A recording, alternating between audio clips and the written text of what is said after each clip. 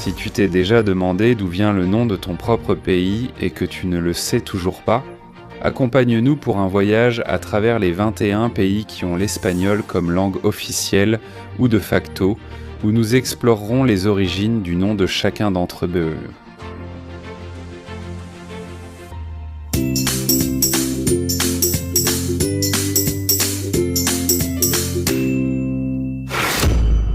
Argentine. Lorsque le navigateur espagnol Juan Díaz de Solís est arrivé à l'embouchure du Rio de la Plata, en 1516, il a trouvé les indigènes en train d'échanger des objets en argent. Cela l'a amené à croire à tort que le fleuve était rempli de ce métal, d'où son nom. Le terme Argentine provient du latin argentum, qui signifie argent, et dans certains documents, la ville nouvellement fondée de La Plata apparaissait avec Civitas. Argentine, c'est pourquoi le nom Argentine s'est rapidement répandu dans toute la région. Bolivie. Son étymologie fait clairement référence au libérateur Simón Bolívar, et en fait, ce pays s'est appelé République de Bolivar. Du 11 août au 3 octobre 1825, date à laquelle le député de Potosí, le révérend Manuel Martín Cruz, a déclaré ce qui suit. Si de Romulus, Rome, de Bolivar, Bolivie, ce qui a conduit à ce que le pays soit appelé République de Bolivie. Chili. L'origine du mot Chili est assez débattue. Une théorie suggère une origine quechua qui signifie « avec faim » car elle faisait référence à la fin de l'empire Inca. Une autre théorie dit qu'il pourrait provenir du mot quechua, de l'Aymara, Chili, qui signifie froid ou neige. Une troisième théorie avance que le nom dérive de Chili, qui était le nom que les indigènes donnaient à un oiseau endémique noir avec des taches jaunes sur les ailes. Colombie. Le nom Colombie fait référence à l'explorateur Christophe Colomb, dont le nom en latin est Christophorus Columbus. Et c'est ce qu'indique la deuxième strophe de l'hymne national. « Indépendance, crie le monde américain, la terre de Colomb se baigne dans le sang des héros à la fin du siècle, héros de l'indépendance. » Le Vénézuélien Francisco de Miranda a utilisé pour la première fois le terme Colombie comme castillanisation de Colombia, déjà employé dans certaines régions d'Amérique du Nord. Costa Rica. Lorsque Christophe Colomb est arrivé sur les plages de ce qui est aujourd'hui le Costa Rica, il a remarqué de nombreux bijoux portés par les indigènes, ce qui lui a fait penser à la présence d'or dans la région. Il l'a alors nommé Costa Rica. Cependant, une théorie soutenue par le chercheur costaricien Dionisio Cabal affirme que le nom Costa Rica provient de la langue aborigène Huetar Coquerica. Cela faisait référence à la manière dont ces indigènes nommaient leur peuple. Cuba. L'étymologie de ce nom a plusieurs théories. L'une d'elles indique son origine dans le mot Ciba, qui en taïno signifie montagne ou grotte. Une autre hypothèse suggère le mot arabe Koba, qui signifie mosquée avec coupole, en raison de la forme des montagnes de la baie de Bariaï, où Christophe Colomb a débarqué. Une théorie affirme que l'origine vient du taïno Kubanacan, qui signifie lieu du centre. Équateur. Son nom dérive de sa position géographique sur la ligne imaginaire de l'équateur. Cette dénomination a été adoptée en 1830 après sa séparation de la Grande Colombie. Lorsque les députés des 3 provinces se sont réunis pour décider du nouveau nom, après un débat intense, l'un des députés s'est levé et a crié « Voici la ligne qui nous traverse et c'est pourquoi le nom sera Équateur. » Le Salvador. On dit que le Salvador correspond à un raccourcissement du nom original de ce territoire.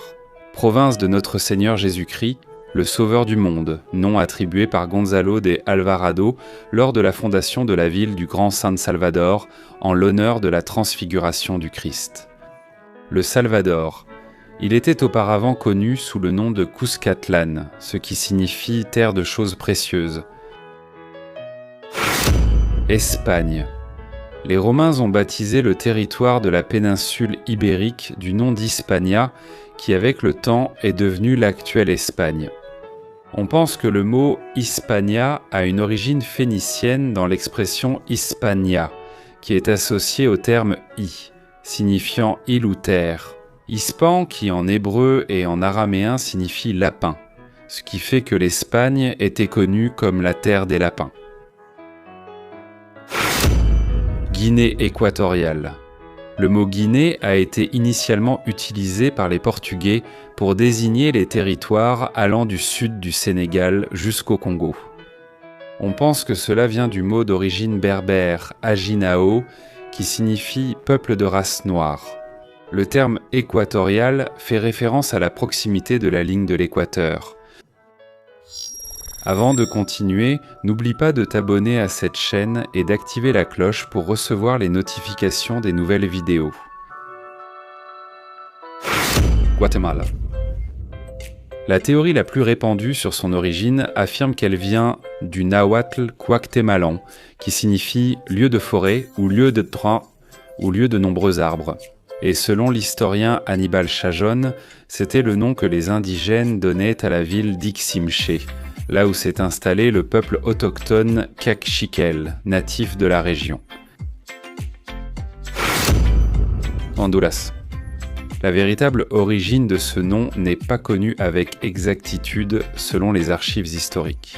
On sait que Guaymuras fut le premier nom donné aux côtes honduriennes, en raison du peuple indigène qui habitait ces rivages. Ensuite, les Espagnols nommèrent la région Higueras, après avoir vu des courges flotter sur ces rivières, appelées Ibueras par les Guaymuras. Plus tard, le nom devint Honduras et Higueras, mais seul Honduras subsista. Mexique, le nom du Mexique provient de la traduction et de la simplification en espagnol du mot Metzli-Chiclico, qui était le nom que les Aztèques donnaient à leur capitale. Ce mot peut se traduire par « au centre de la lune », car Metzli signifie « lune », Chicli signifie « centre » ou « nombril », et Co signifie « lieu ». Nicaragua. On dit que l'explorateur Gil González d'Ávila a décidé de fusionner les mots Nicaraú, qui était le nom du chef indigène de ce territoire, avec le mot agua, puisque dans la région, il existe de grands plans d'eau. Cependant, il existe une autre théorie qui dit que cela provient du nahuatl, Nik-atl nahuatl, qui signifie ici à côté de l'eau. Une hypothèse affirme que ce nom provient d'une langue indigène locale et signifie beaucoup de papillons. Ou bien il pourrait provenir d'un village de pêcheurs indigènes découvert par Antonio Tello de Guzmán en 1515, ce qui signifie abondance de poissons. D'un autre côté, il pourrait provenir du nom d'un certain type d'arbre de la région, connu dans d'autres pays sous le nom de camoruco. Paraguay, il existe de multiples interprétations sur l'origine de ce nom et toutes proviennent du guarani. Une en particulier.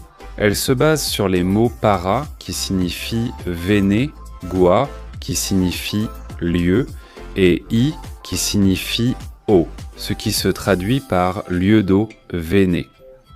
Et on pense que cela fait référence au fleuve Paraguay, dont les eaux sont troubles et sombres, et qui parfois présentent un aspect véné.